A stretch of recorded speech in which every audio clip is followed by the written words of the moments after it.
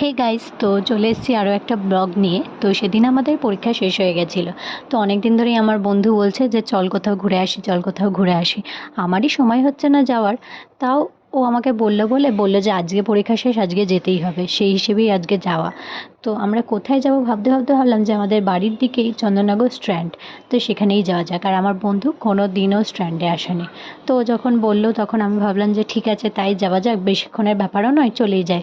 তো আমরা চন্দননগর স্ট্র্যান্ডে এসে গঙ্গার ফুরফুরে হাওয়া খেতে খেতে একটু ঘুরে নিলাম, একটু হেঁটে নিলাম, চারিদিকটা ওকে দেখালাম।